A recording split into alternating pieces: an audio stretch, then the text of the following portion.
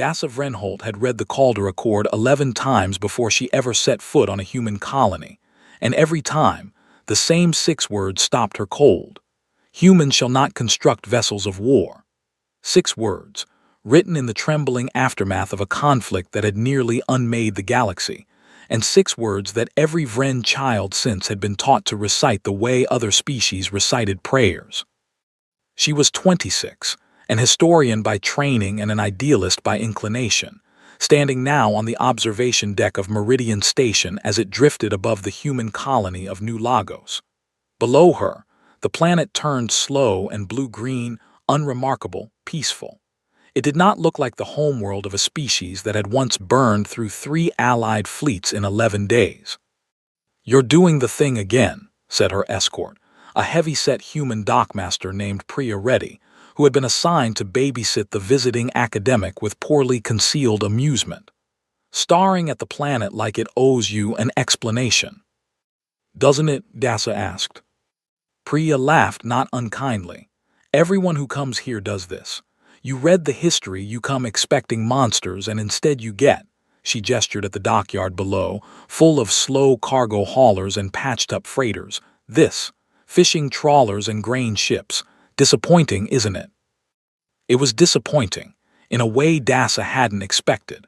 She had spent 4 years studying the Human Ascendancy War, the war that had ended before her grandmother was born, the war that had taught the newly contacted Concordat species a lesson so brutal that they'd rewritten first contact protocol around it. Humanity, barely a century into spaceflight, untested and unannounced, had built warships that outthought their attackers in real time, hulls that learned from every engagement and adapted before the next one began. The Vren battle records from that war still made veteran officers go quiet in briefing rooms. It had taken the combined might of 3 species, and a ceasefire humanity hadn't needed to accept, but did, for reasons still debated by historians, to end it. And the price of peace had been absolute. No human would ever again design, build, or command a true warship. In exchange, full membership in the Concordat, citizenship, trade rights, a seat, however small, at the table of galactic civilization. Humanity had taken the deal, and then, by every visible measure, kept to it with a docility that struck Dasa as almost suspicious. "You don't seem bitter about it," she said to Priya. "Any of you, I expected, I don't know, resentment, grudges, the fishing trawlers and grain ships." Priya's smile didn't quite reach her eyes this time. 200 years is a long time to carry a grudge, Dasa. Long enough you forget what you were even angry about. She turned back toward the dockyard. Or long enough you find something better to do with the time. It was such a small thing, a turn of phrase, nothing more, that Dasa almost missed it. Almost. But she had spent 4 years learning to listen for the spaces between what people said, and there was something in that sentence that didn't sit flush with the rest of the conversation, like a panel on a ship that had been removed and replaced just slightly wrong. She filed it away, the way she filed away every small inconsistency on this trip. The way the dockworkers moved with a precision that seemed unnecessary for cargo handling. The way certain corridors on the station required clearances that civilian shipping shouldn't need. The way Priya's wrist comm had, for just a half-second before she silenced it, displayed something that looked less like a shipping manifest and more like a targeting solution. Small things, probably nothing. Dasa was a historian chasing ghosts in a colony full of grain ships, looking for monsters that the galaxy had agreed, 2 centuries ago, no longer existed. That night, alone in her quarters, she opened her thesis file and added a single line to her notes. Why does a species famous for impatience seem so comfortable waiting? She did not yet know how long she would have to wait herself to find out. 4 months, as it turned out, though by the time the answer arrived, it would not come from an interview or an archive or a careful academic inquiry. It would come from the dark. Commodore Imani Akafer had commanded the Resolute Mercy for 9 years, and in 9 years, exactly nothing interesting had ever happened aboard her. This was, by design, the entire point. The Resolute Mercy was registered with the Concordat Trade Authority as a Class 7 logistics corvette, a designation so deliberately unglamorous that most Concordat naval officers couldn't remember it existed until they needed something hauled between systems quietly and on time. She carried grain, medical supplies, occasionally diplomatic cargo too sensitive for commercial carriers, but not sensitive enough to warrant an actual escort. Her crew of 40 humans ran maintenance drills with a thoroughness that bordered on obsessive, kept their quarters with military precision, and referred to their vessel in private by a name that did not appear on any registry, the Anvil. Akeffer stood now on her bridge, watching a young Vren historian named Dasa Vrenholt attempt, and fail, to look unobservant while cataloging everything she saw. "Commodore," Dasa said, with the careful diplomacy of someone who'd practiced the question in a mirror, "I notice your cargo bay reconfiguration cycle takes considerably longer than standard logistics vessels of comparable tonnage." "Does it?" Akeffer said pleasantly. 11 minutes, by my count. The Solnari Pathfinder class haulers manage the same cycle in under 3. "Solnari Engineering," Akeffer said. "Lovely people, terrible at over-engineering things that don't need it." She did not elaborate further, and Dasa, to her credit, did not push, though Akeffer noted, with the small private satisfaction of a woman watching a smart person almost solve a puzzle, that the historian wrote something down anyway. The truth, which Akeffer had no intention of sharing with an embedded academic regardless of how charming she found her, was that the Resolute Mercy's cargo bay took 11 minutes to reconfigure, because it wasn't reconfiguring for cargo. It was running a weapons bay deployment sequence disguised as a cargo cycle, a piece of software architecture so thoroughly buried under 3 layers of legitimate civilian logistics code that a Concordat compliance audit, and there had been 4 over the years, each one perfectly satisfied, would need to disassemble the ship down to its hull plating to find it. This was not unusual. It was, in fact, standard procedure across every vessel in what Akeffer's crew privately called the Quiet Fleet, 40-some, logistics, ships scattered across Concordat space, each one carrying components, each one running drills its captain logged as routine maintenance, each one crewed by humans who had grown up understanding, long before they ever wore a uniform, exactly what the Calder Accord did and didn't say. It did not say humans couldn't build cargo ships with unusually robust hull plating. It did not say humans couldn't develop experimental propulsion research that happened to produce drive cores with combat-grade output. It did not say a logistics crew couldn't drill emergency procedures that were, functionally, gunnery drills, so long as no one called them that on the paperwork. It said, specifically and only, that humans could not build warships, and for 200 years, with a discipline that would have shocked the framers of that accord had they lived to see it, humanity had built absolutely everything else. "Can I ask you something, Commodore?" Dasa said, as the bridge crew worked through their evening checks around them. "Off the record." "You can ask. Do you resent it, the ban?" Akeffer considered the question with more honesty than she'd expected to offer. "I think," she said slowly, "that resentment is a young species emotion. We had it once. My great-grandmother had it badly. She fought in the last 6 months of the war, came home to a peace treaty that called her people too dangerous to ever build a warship again, and she was furious about it for the rest of her life." She paused. "But she also spent the rest of her life teaching her children patience, and her children taught it to theirs, and eventually you stop being angry about a leash and start asking yourself a more useful question. Which is?" Akeffer's eyes drifted, just briefly, to the bridge's tactical display, currently showing nothing but the calm, empty space of a routine supply route. What you build while everyone's busy watching the leash. 3 days later, a Vren scout ship went silent on the far edge of Concordat space, and the question stopped being theoretical. The Vathara's watch had been patrolling the same quiet stretch of border space for 6 years without incident, which was why its sudden silence took 11 hours to register as anything other than a communications glitch. By the time a relief vessel reached the scout ship's last known position, there was nothing left to find: no wreckage, no debris field, no distress beacon. Just an empty stretch of space and a final transmission fragment, 14 seconds long, recovered from a relay buoy 3 light minutes away. Concordat linguists across 6 species spent 2 days trying to parse it before concluding, with mounting unease, that it wasn't a language at all. It was a pattern, rhythmic, deliberate, utterly alien, that repeated 3 times before the signal cut to static. Admiral Tessic Vren, commanding the Concordat's Third Fleet, called it nothing, called it an anomaly, authorized a survey expedition of 4 cruisers to investigate the region more thoroughly, with strict orders to withdraw at the first sign of hostile contact. They never had the chance to withdraw.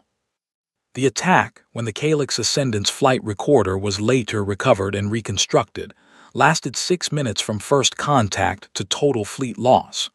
There was no hailing signal, no demand, no warning.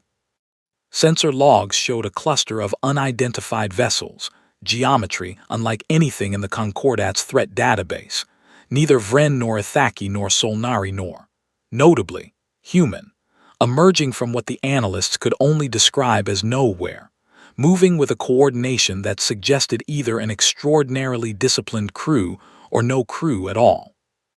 They did not communicate. They did not pursue retreating vessels.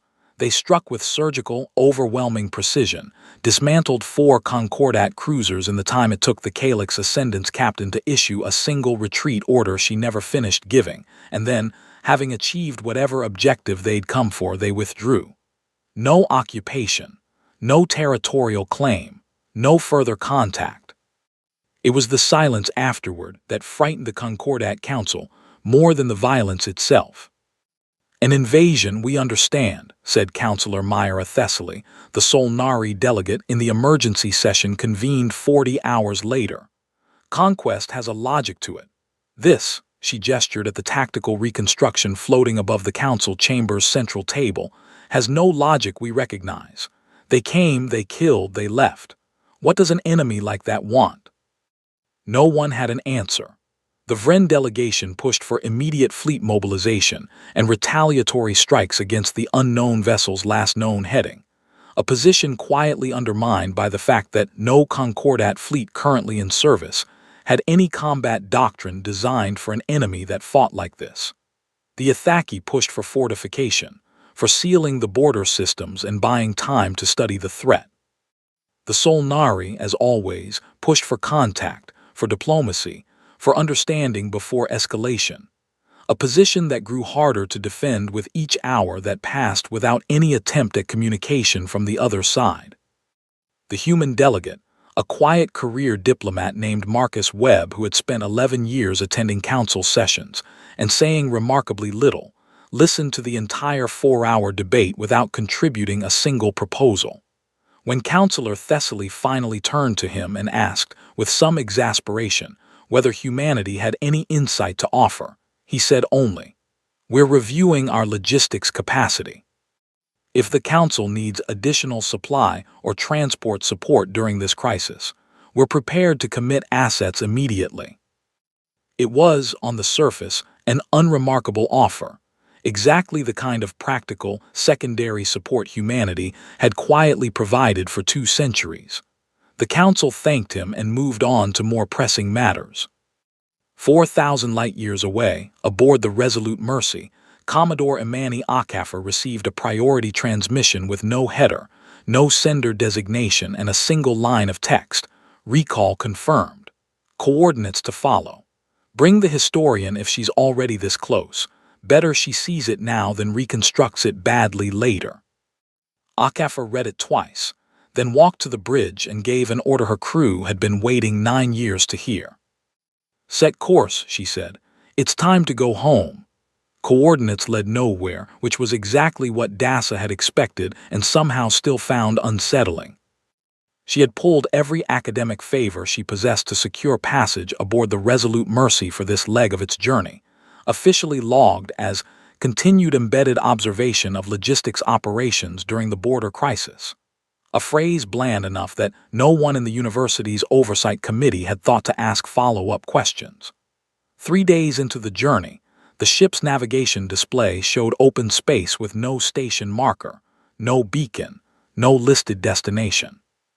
According to every chart DASA had access to, they were traveling toward an asteroid field flagged, decades ago, as a decommissioned mining survey. "Commodore," she said, standing at the edge of the bridge with the particular caution of someone who suspects they are about to learn something they were not supposed to. "There's nothing on the approach vector." "There's nothing on the charts," Akaffer said, not looking up from her console. "There's a great deal on the approach vector." She wasn't wrong. As the Resolute Mercy closed the final distance, the asteroid field resolved into something far more deliberate than geology-hollowed rock formations threaded with structural lattice, docking clamps disguised as natural outcroppings, heat signatures too regular to be anything but engineered. It was a shipyard, a vast one, and according to every Concordat record DASA had ever studied, it did not exist. "This is illegal," she said, and was surprised by how steady her own voice sounded. "This is logistics infrastructure," Akaffer corrected, with the faint, weary patience of someone repeating a line she'd used many times before. "Built by a registered civilian contractor for the storage and refurbishment of decommissioned mining equipment. Every component has paperwork, DASA, every single one." "That's not what I asked." Akaffer finally turned to look at her. "I know."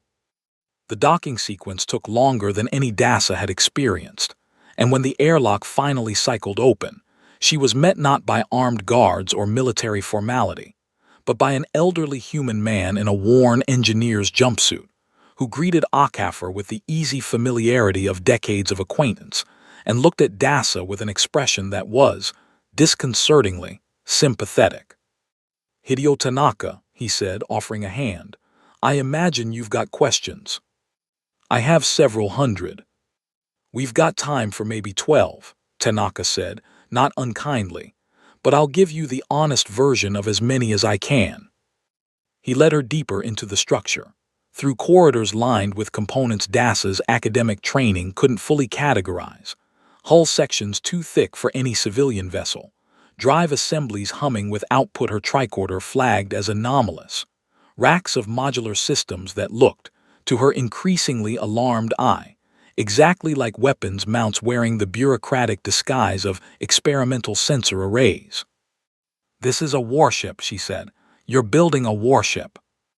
"No," Tanaka said, with the calm certainty of a man who had clearly rehearsed this conversation in his own head many times, perhaps for years, perhaps for decades. "We're not.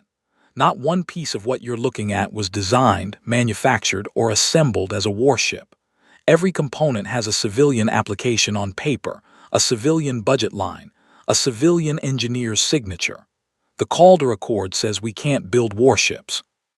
It doesn't say we can't build 100 separate things that happen to fit together." DASA stopped, searching for a word large enough. "That's a technicality." "It's the only thing we were left," Tanaka said, and for the first time something harder moved behind his calm. "You want to know the real history of the Accord, the part that doesn't make it into Concordat textbooks. We didn't ask for that ceasefire. We were winning. Our high command made the call to accept terms anyway, because the people negotiating that treaty understood something the rest of the galaxy still hasn't fully learned. A species that wins a war by being the most dangerous thing in the room doesn't get to stay the most dangerous thing in the room forever. Eventually, something worse comes along. We knew that 200 years ago. We've been getting ready for it ever since." DASA looked around the vast, hidden cavern of half-assembled components, decades of patient, silent labor, hidden in plain sight inside a deal everyone had assumed was a cage. "Ready for what?" she asked, though some part of her had already begun to suspect the answer. Tanaka's gaze drifted toward a sealed bay at the far end of the structure, where shapes too large and too deliberate to be cargo waited beneath dark tarpaulin. "For exactly the kind of morning the rest of the galaxy just had," he said quietly. Come on. There's someone who's been waiting 200 years to meet a historian. Someone, it turned out, was not a person at all, or rather, it was several thousand of them, recorded across 2 centuries, archived in a chamber Tanaka called, without irony, the Long Room. It was a library of testimony. Engineers, soldiers, politicians, the grandchildren of the human ascendancy war's last surviving veterans, each speaking into a recorder at some point across 200 years, each leaving behind a small piece of the same enormous, patient project. Dasa sat in the dim light of the chamber as Tanaka queued up the earliest recordings, and for the first time since stepping aboard the Resolute Mercy, she stopped taking notes and simply listened. The first voice belonged to a woman named Adiz Bello, recorded 11 years after the Calder Accord was signed, her voice rough with an anger that hadn't yet learned where to put itself. "They call it mercy," she said. "Membership in exchange for our teeth. I want my children to understand we didn't lose this war. We chose to stop fighting it, because the only thing worse than losing would have been winning so completely that the rest of the galaxy spent the next 1,000 years afraid of us. So we gave them the one thing they asked for. We just never told them what we'd give ourselves instead."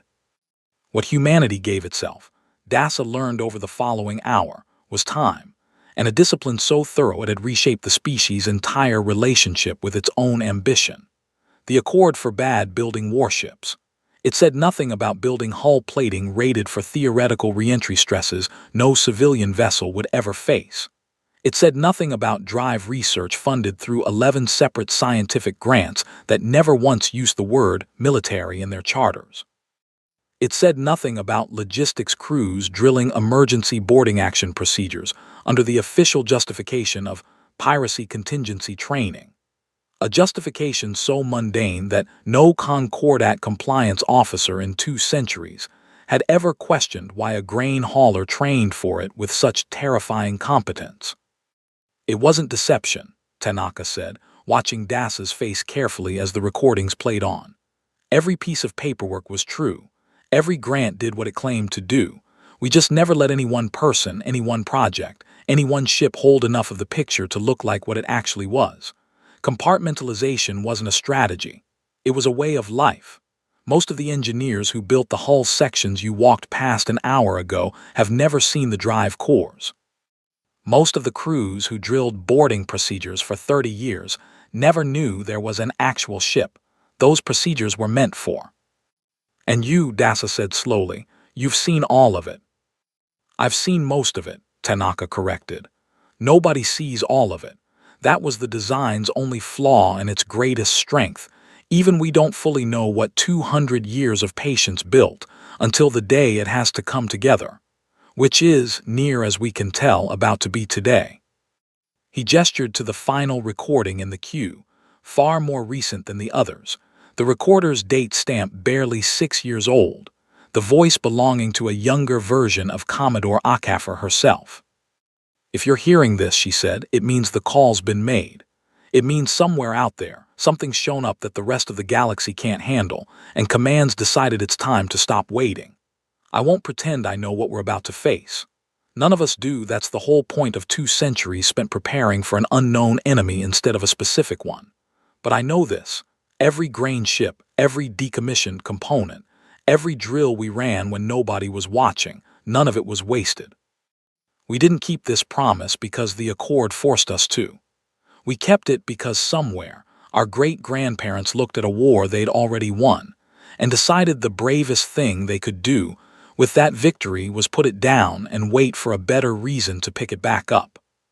The recording ended.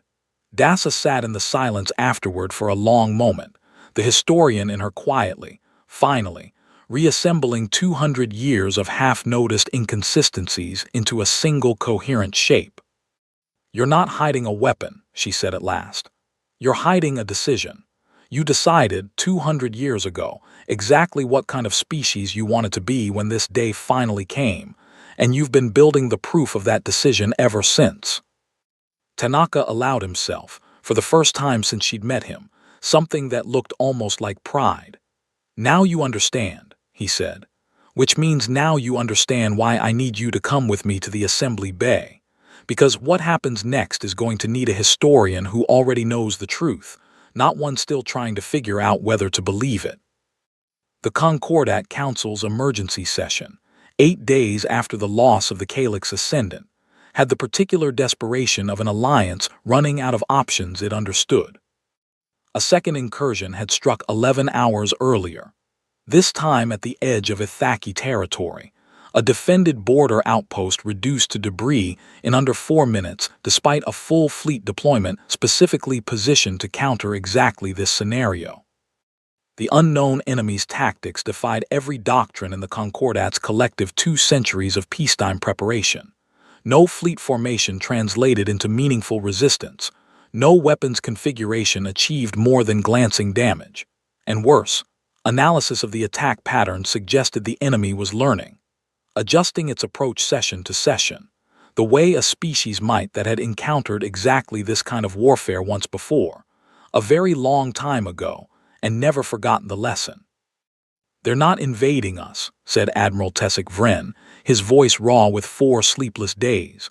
"They're culling us, testing what we can withstand and removing what we can't. I've cross-referenced the attack signatures against every historical record the Concordat possesses, and there's only one precedent in our archives for a force that fights this way."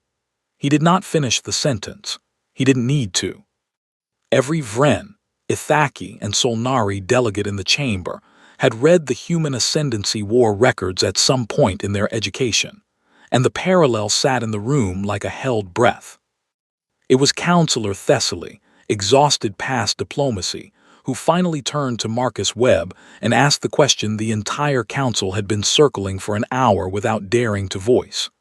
"Ambassador, does humanity have anything that might help us survive what's coming?" Webb had received the authorization 19 minutes earlier, relayed through a channel that bypassed every official diplomatic protocol. He set down the data slate he'd been holding and answered with the plain, unhurried honesty of a man who'd spent 2 centuries' worth of careful preparation arriving, finally, at the only moment that had ever mattered. "Yes," he said, "we do, and it's already moving." 4,000 light-years away, in the hollowed dark of the asteroid yard, the assembly that had been 200 years in the making entered its final hour. Components that had spent decades scattered across 40 systems under 40 unrelated registries began converging on a single coordinate, their false designations dissolving one by one as automated systems that had run silent since their construction finally activated in sequence. Hull sections, labeled as habitat modules, locked into a shape no habitat module had ever required. Drive cores logged for 2 decades as experimental propulsion research came online in formation, their combined output finally legible for what it had always quietly been. Weapons systems developed across a dozen disconnected research grants, never tested together, never even acknowledged as related, slid into mounts engineered specifically to receive them. The final pieces of a puzzle that no single Concordat inspector had ever been shown enough of to recognize. Dasa stood beside Tanaka in the yard's observation gallery, watching it happen, and found she had run out of academic detachment somewhere in the last hour. This was not a thesis anymore. This was history assembling itself in real time, and she understood, with the particular vertigo of watching a theory become irrefutable fact, that she was witnessing the precise moment the rest of the galaxy's understanding of the Calder Accord became permanently, retroactively obsolete.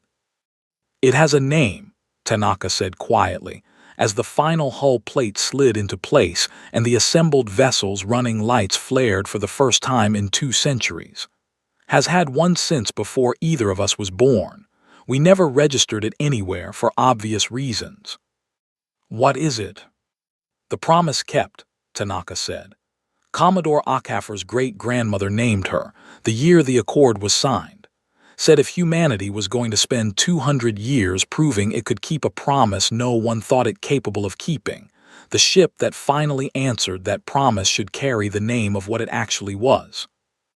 On the bridge of the newly assembled vessel, Commodore Imani Akhafer took her seat at a command station built for exactly this moment and no other, looked at a crew that had trained their entire careers for a fight none of them had ever been certain would come, and gave the order that 2 centuries of patience had been waiting to hear.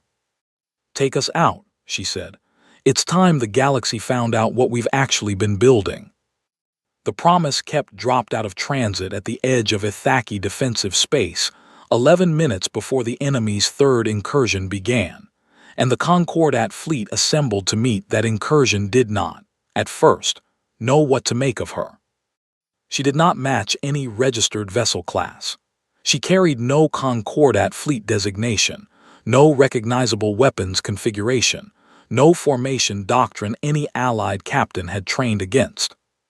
For 1/10 electric minute, as she took position alongside the combined Vrenithaki-Solnari battle line, half the assembled fleet's tactical officers seriously debated whether they were looking at a fifth column rather than reinforcement, until Admiral Tessic, Vren, patched through on emergency authorization, gave the order to stand down and trust a call he did not fully understand and had no time left to question.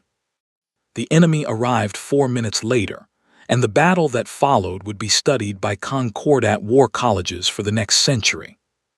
The Allied fleet fought as it had trained to fight, disciplined formations, coordinated volleys, doctrine built across 2 centuries of peacetime simulation against threats that had never actually existed. It was brave. It was competent. Against this enemy, it was almost entirely ineffective.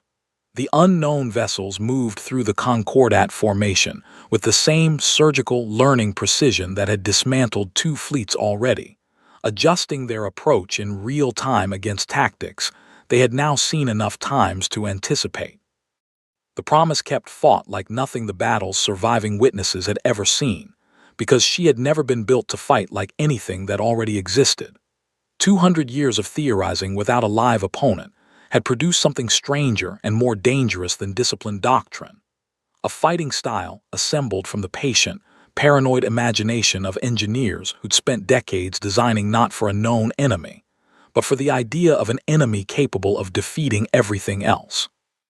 Her weapons fired in patterns deliberately irregular, refusing the unknown enemy the predictable rhythm it had learned to read. Her hull, rated for theoretical stresses no civilian vessel would ever face, absorbed strikes that had shattered Allied cruisers outright. Her crew, trained for 30 years on drills they'd been told were piracy contingencies, executed a boarding and disable maneuver against an enemy vessel with a calm precision that suggested they had, on some level, always known exactly what they were truly training for. It was not a clean victory. Akafer would say so herself in every report and every interview afterward, refusing the easy mythology the Concordat press immediately tried to build around the engagement. The Promise kept took damage that would keep her in dry dock for 8 months. 2 of her crew did not survive the boarding action. The enemy force, having lost 3 vessels and suffered damage to a 4th, withdrew in the same abrupt, unexplained silence with which it had struck. Not destroyed, not defeated, only stopped for now by a vessel whose mere existence raised more questions than the battle itself had answered. Dasa watched the engagement's full sensor reconstruction 3 days later, seated beside Tanaka in a debriefing room that had, almost overnight, gone from secret to subject of the most intense diplomatic crisis the Concordat had faced in 2 centuries. She watched the Promise kept take a strike that should have crippled her and answer it instead with a countermaneuver no Allied doctrine had ever conceived of, and she understood, finally and completely, what Priya Reddy had meant on a dockyard observation deck months earlier, in words too small to carry the weight of what they actually meant. Long enough you find something better to do with the time. The enemy had been stopped. The larger question, what it actually was, where it had come from, and whether this had been a true engagement or merely another test, like the ones that had erased a dozen unnamed civilizations before the Concordat had ever existed, remained entirely, deliberately unanswered. But for the first time in 8 days, the galaxy had drawn a breath it hadn't been certain it would get to take. And in council chambers across 3 species, A far more uncomfortable question had begun to replace it, not whether humanity had broken its 200-year promise, but what exactly that promise had actually been protecting everyone from. The council session convened to address the promise kept lasted 6 hours, and for most of it, Commodore Imani Akafer simply listened. She listened to Admiral Tessick Vren demand a full technical inspection of the vessel and every facility connected to its construction. She listened to Counselor Thessaly argue, with visible exhaustion, that the legal question of Accord compliance could wait until the more immediate question of species survival was settled. She listened to representatives from all three founding species debate, in increasingly heated terms, whether what humanity had built constituted a violation in letter, in spirit, or, as the human legal delegation calmly maintained throughout, in neither. When the council finally turned to her directly, expecting either an apology or a justification, she offered something closer to a memory. "My great-grandmother fought in the last 6 months of the Ascendancy War," she said. "She told my mother once that the worst day of her life wasn't a battle. It was the day she realized her side was winning so completely that the war was about to end on terms that would leave humanity feared by everyone we just spent a decade fighting alongside as well as against. She said real strength isn't proving you're the most dangerous thing in the room. It's proving you can be the most dangerous thing in the room and choose, every single day for 200 years, not to be." She paused, letting the chamber's silence stretch. "The Accord asked us a question, whether anyone meant it to or not. Could a species capable of building what we built in that war be trusted to want something other than power for its own sake? We've spent 2 centuries answering that question the only way an answer like that can actually be proven. Not with a statement, with time." "You built a warship," Admiral Vren said, though some of the heat had gone out of the accusation. "We built components," Akafer said. "Legally, individually, exactly as the Accord required. What they became, the day this council needed them to become something, was a decision made the moment we were asked, not before. The Accord said we couldn't build a warship. It never said we couldn't spend 200 years becoming a species that could assemble one in an afternoon, the instant it actually mattered, and not one moment sooner. It was not an answer that satisfied everyone in the chamber. It would not, Dasa understood, watching from the gallery reserved for academic observers, satisfy historians for generations. There would be papers written, treaties renegotiated, entire careers built arguing both sides of whether humanity's 2-century compliance had been honor or the longest con in galactic history. The council session ended without resolution, the larger threat beyond Concordat space still unidentified, still unanswered, a shadow that everyone now understood was larger and older than the single engagement that had bought them this fragile pause. But Dasa, walking the corridors of Meridian Station 3 weeks later, no longer carrying the thesis she'd arrived with months earlier, found she had stopped looking for the question that had brought her here in the first place. Why were humans banned from building warships had been the wrong question from the start. She now understood, interesting, but incomplete, the kind of question that mistook the leash for the lesson. The real question, the one she finally sat down to write, was simpler and far more unsettling.